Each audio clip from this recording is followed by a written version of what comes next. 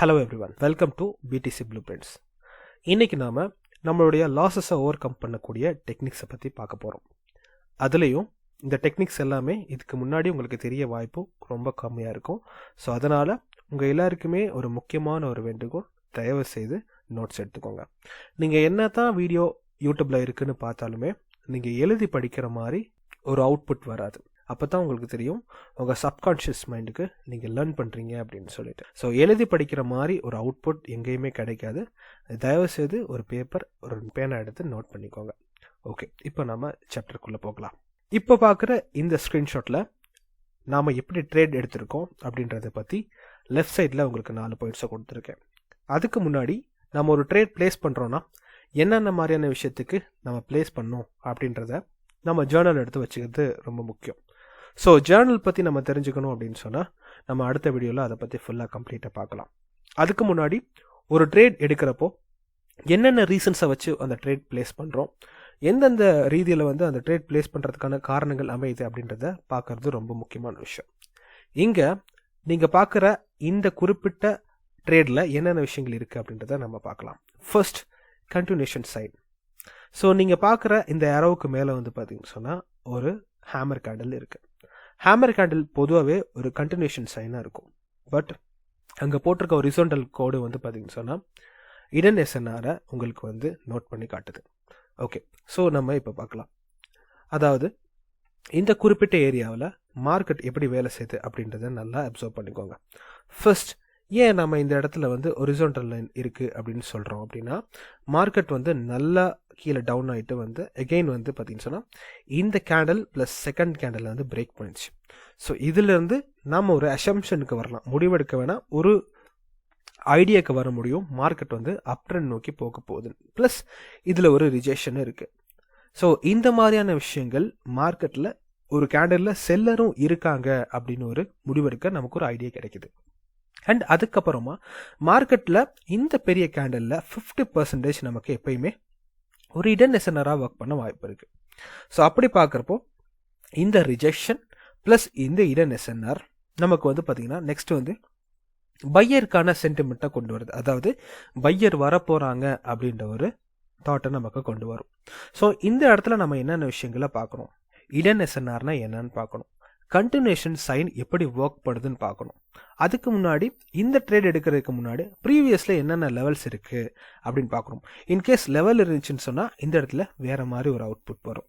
So 4 confirmation நம்ம எடுத்திருக்கோம். அதாவது ஹேமர் கேண்டில் வந்திருக்கு, ஒரு கண்டினியூஷன் சைன், அதுக்கு முன்னாடி ஸ்ட்ராங்கான பையிங் மொமெண்டம் ஒன்று வரப்போகுது.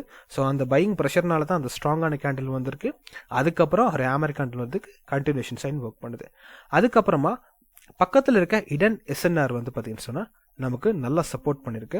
அதனால தான் நமக்கு மார்க்கெட்டில் நெக்ஸ்ட் கால் ஆப்ஷன் போயிருக்கோம். கால் ஆப்ஷன் போனாலுமே நம்ம எல்லா ட்ரேட்லேயும் ஒரு மார்ஜினல் சேஃப்டியை மெயின்டைன் பண்ணணும். ஸோ இந்த ட்ரேடை பொறுத்த வரைக்கும் இந்த 4 விஷயங்களை ஒரு கன்ஃபர்மேஷனை வச்சு நாம் இந்த ட்ரேட் ப்ளேஸ் பண்ணியிருக்கோம்.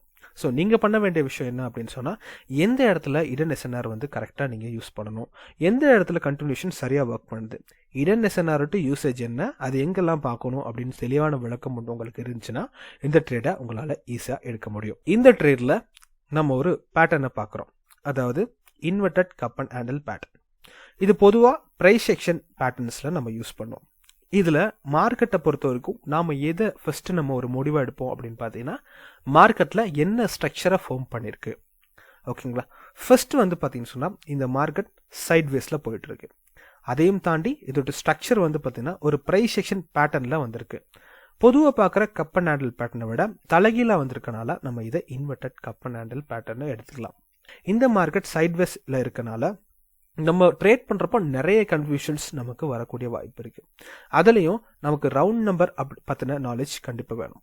ப்ரீவியஸ் மார்க்கெட்டில் ரவுண்ட் நம்பர் எந்த அளவு சப்போர்ட் பண்ணியிருக்கு அப்படின்றத நல்லா அப்சர்வ் பண்ணுறது ரொம்ப முக்கியம். அதோட ஒரு பேட்டர்ன் ஃபார்மேஷன் கிரியேட் ஆகுது அப்படின்னு சொன்னால் அந்த பேட்டர்ன் ஃபார்மேஷன்ஸில் எந்த இடத்துல ஒரு ஜோன் கிரியேட் ஆகுது, எந்த இடத்துல நம்மளுடைய என்ட்ரி கிரியேட் ஆகணும் அப்படின்றத இந்த இமேஜில் உங்களால் தெளிவாக பார்க்க முடியும். ஸோ ரவுண்ட் நம்பர் பற்றின நாலேஜ், பேட்டர்ன் ஃபார்மேஷன், ஜோன்ஸ் எங்கே கிரியேட் ஆகும், ஒரு ஸ்ட்ரக்சரை எப்படி நம்ம மார்க் பண்ணணும் ப்ராப்பராக அப்படின்னு தெரிஞ்சால் இந்த ட்ரேடை உங்களால் ஈஸியாக பார்த்துக்க முடியும். இந்த இடத்துல நீங்கள் வளமையாக பார்க்குற ஒரு ஸ்ட்ரக்சர் மாதிரி தான் இருக்கும். Buyers and sellers. ஆனால் இந்த மாதிரியான டைமில் நம்ம நிறைய விஷயங்களை அப்சர்வ் பண்ணும். சின்ன மிஸ்டேக்ஸ் நடந்தால் கூட ஒரு ட்ரேட் லாஸ் ஆகிறதுக்கு வாய்ப்பு இருக்குது. மேக்ஸிமம் உங்களுடைய வின்னிங் பாசிபிலிட்டிஸ் ரீசன்ஸை வந்து பார்த்திங்கன்னா அதிகப்படுத்தினா தான் அந்த ட்ரேட் வந்து வின் பண்ணுறதுக்கான வாய்ப்பு அதிகமாக இருக்கும். இந்த டைமில் இந்த இமேஜஸை பார்க்குறப்போ இதோட ஸ்ட்ரக்சர் வந்து பார்த்திங்கன்னா அப் அண்ட் டவுனில் போகிறத உங்களால் பார்க்க முடியும். அண்ட் வந்து பார்த்திங்கன்னா நான் ப்ராப்பரான ஜோன்ஸ் வந்து செல்லர்ஸ் அண்ட் பையர்ஸ்ன்னு சொல்லிட்டு மார்க் பண்ணி வச்சுருக்கேன். ஸோ இப்போ நம்ம எடுத்திருக்க ட்ரேட் வந்து பார்த்திங்கன்னு சொன்னால் பிரேக் அவுட்டை வந்து தாண்டி கண்டினியூஷன் சைன்ஸ்குள்ளே வந்து பார்த்திங்கன்னா இருக்குது. முன்னாடி ஒரு ஹேமர் கேண்டில் இருக்குது.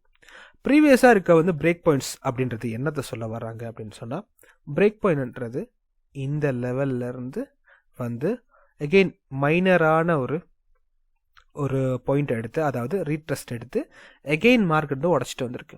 ஸோ இந்த இடத்துல இதை தான் பிரேக் பாயிண்ட்ஸ்ன்னு சொல்லுவாங்க. அதாவது இந்த லெவலை பிரேக் பண்ணிட்டு மார்க்கெட் வந்திருக்கு.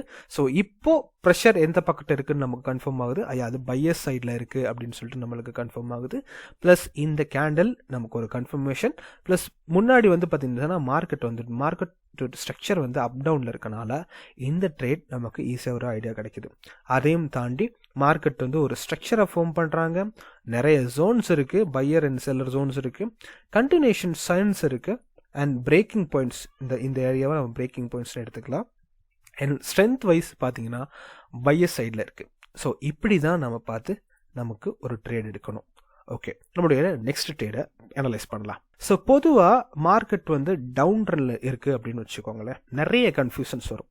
ஏன்னா டவுன் ட்ரெண்டுக்கு அப்புறம் வந்து மார்க்கெட் வந்து சைட்வேஸ்லையும் போகலாம், அப் ட்ரெண்ட்லையும் போகலாம். ஸோ ஒரு ட்ரெண்ட் சேஞ்ச் ஆகிற அந்த ஏரியாவில் பொதுவாகவே ஒரு சைட்வேஸ் வந்து கிரியேட் ஆகிறதுக்கு வாய்ப்பு அதிகமாக இருக்குது. எப்பயுமே கிரியேட் பண்ணணும்னு சொல்லலாம், வாய்ப்பு அதிகமாக இருக்குது. இந்த ட்ரேடை பொறுத்த வரைக்கும் நம்ம என்ன பண்ணியிருக்கோம்னா டவுன் ட்ரெண்டில் ஒரு ட்ரேட் எடுத்திருக்கோம். அதாவது இப்போ இருக்க ட்ரெண்ட் வந்து டவுன் டைரக்ஷன் இருக்குது.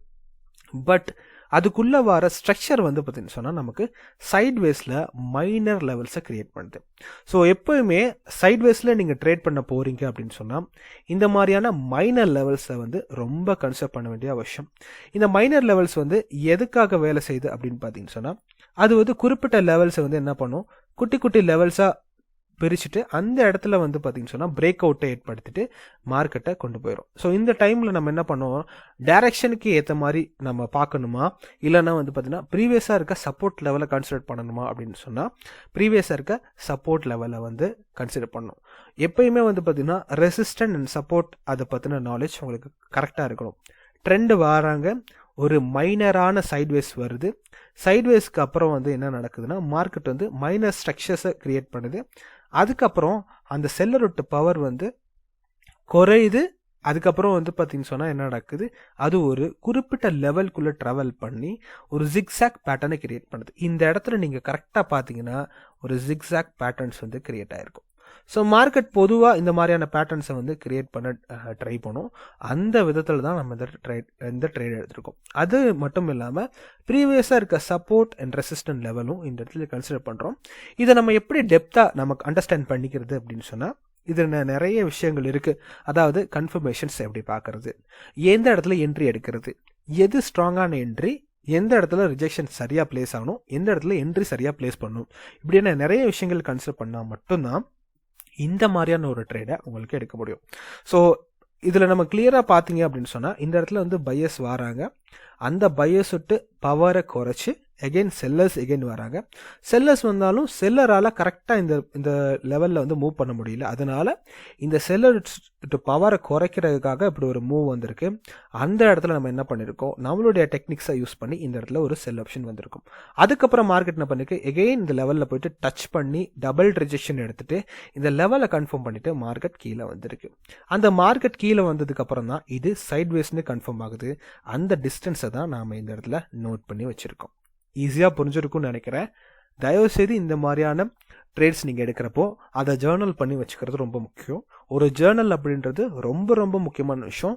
நிறைய பேர் லாஸ் பண்ணுறதுக்கான ரீசன் என்ன அப்படின்னு சொன்னால் இந்த ஜேர்னல் பண்ணாதது. ஸோ மறந்துடாமல் எல்லா விஷயத்தையும் நோட் பண்ணி வச்சுக்கோங்க. இந்த இடத்துல பொதுவாக அப்ட்ரெண்டில் நிறைய பேர் ட்ரேட் பண்ணுவீங்க.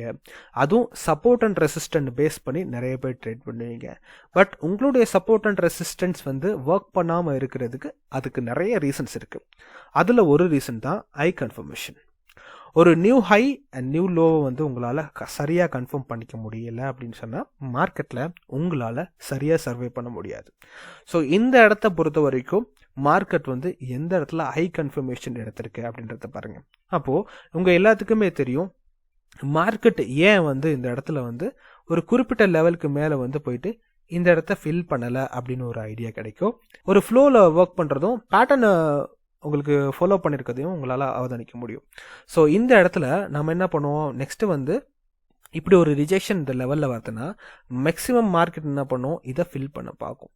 ஓகே, இந்த இடத்துல இந்த மார்க்கெட் இதை ஃபில் பண்ணலை. ஓகே, அது ஒரு பாயிண்ட். ஓகே, ஃபில் பண்ணாமல் இருக்க மார்க்கெட் என்ன நடந்திருக்கு, நெக்ஸ்ட்டு வந்து ஒரு செல்லரை வந்து கிரியேட் பண்ணுது.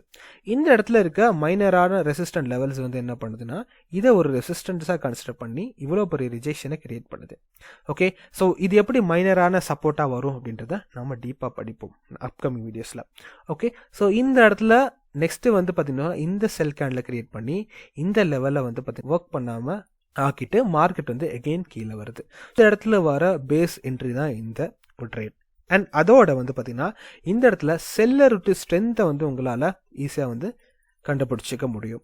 அதோட என்ன மாதிரியான பேட்டர்ன் இந்த இடத்துல வந்திருக்கு, இந்த இடத்துல வந்து பார்த்தீங்கன்னு சொன்னால் ஒரு ஹெட் அண்ட் ஷோல்டர்ஸ் பேட்டர்ன் வந்திருக்கு. அதனால தான் இந்த இடத்துல ஒரு ரிவர்சல் வந்திருக்கு.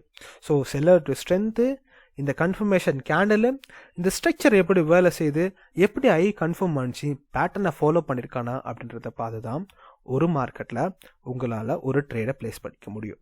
ஸோ நாம் பார்த்த இந்த கன்ஃபர்மேஷன்ஸை வச்சு தான் நம்மள அடுத்த லெவலில் நம்ம எப்படியெல்லாம் ட்ரேட் பண்ண போகிறோம் அப்படின்ற ஒரு ஐடியாவுக்கு நம்மளால் வர முடியும். ஸோ இந்த மாதிரியான டெக்னிக்ஸை நாம் எப்படி இன்னும் ஆழமாக கற்றுக்கிறது, இதில் இன்னும் இதை தாண்டி நிறைய விஷயங்கள் எப்படி பார்க்குறது, கன்ஃபர்மேஷன்ஸை எப்படி ஃபைண்ட் அவுட் பண்ணுறது அப்படியெல்லாம் நீங்கள் கற்றுக்கணும்னு நினைக்கிறீங்கன்னா தாராளமாக எங்களுடைய கோர்சஸில் நீங்கள் ஜாயின் பண்ண. ஸோ முடிஞ்ச வரைக்கும் உங்களுக்கு புரிகிற மாதிரி டாபிக்ஸை வந்து நாங்கள் மினிமைஸ் பண்ணி தான் கொடுத்துருக்கோம். பெனிஃபிட்ஸை எடுத்துக்கணுன்னா நீங்கள் எங்களுடைய கோர்சஸில் ஜாயின் பண்ணிக்கோங்க. கோர்சஸில் ஜாயின் பண்ணுறதுக்கு முன்னாடி இந்த பிடிஎஃப் உங்களுக்கு வேணும்னு சொன்னால் பிடிஎஃப்கான லிங்க் டிஸ்கிரிப்ஷனில் இருக்குது. ஸோ அங்கே போய்ட்டு நீங்கள் டவுன்லோட் பண்ணி பார்த்துக்கலாம். தேங்க்யூ. நெக்ஸ்ட் வீடியோவில் பார்க்கலாம்.